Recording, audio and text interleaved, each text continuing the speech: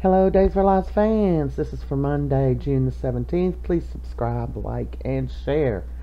So Eric goes into the newspaper. He wants to post that article alerting Sloan he wants a divorce so he can get a quickie divorce. And Nicole's got the baby there, and they kind of bond over the baby.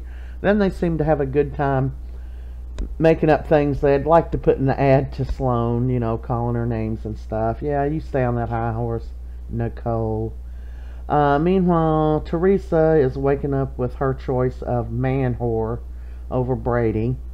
And, she chose man whore because of money.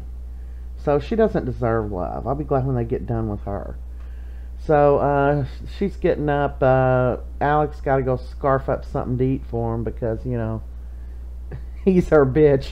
Anyway, Brady runs into Tate downstairs. He says, I just can't heard. Is Maggie okay? Is Mom okay? And he's telling him, yeah, they're okay.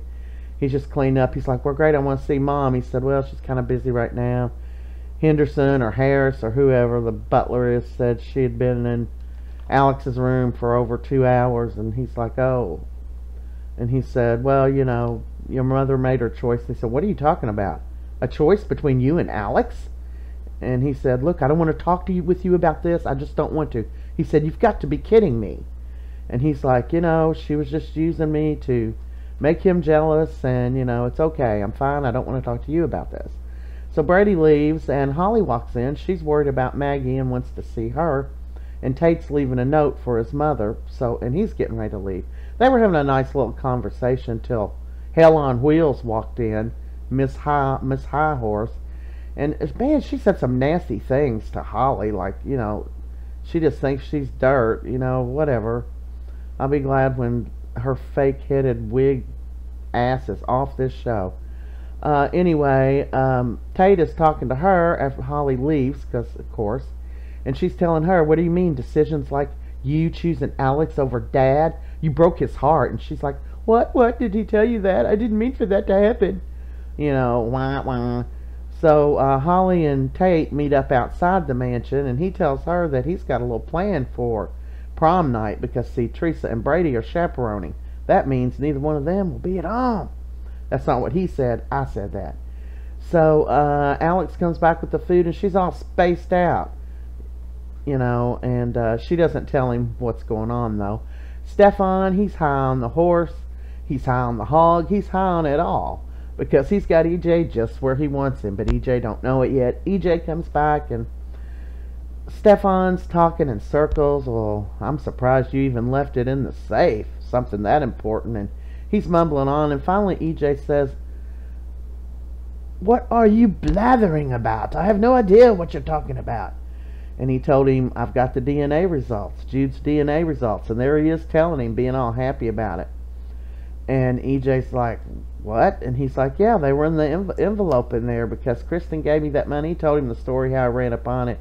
And he said, now I want you to do something for me. I want you to get Gabby out of prison. And he laughs. And he says, have you forgotten that I'm no longer DA? And Stephan says, well, you need to pull some strings somewhere or your little life's going to go kaput. So I thought he was going to go probably talk to Melinda, but he did not do that. That was not the route he took. So they're arguing, and in walks Nicole, and she's like, what are you boys fighting about now? Excuse me.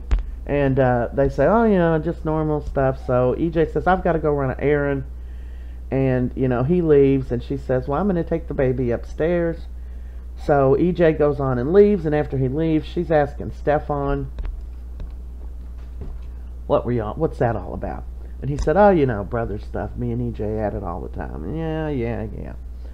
Meanwhile, Alex runs into Brady at the pub when he goes to scarf up some food for his queen. And, they just kind of make peace. And he's like, she used me to get to you, whatever, I wish her the best. Abe and Paulina, they're having a party for Chanel and Johnny tomorrow.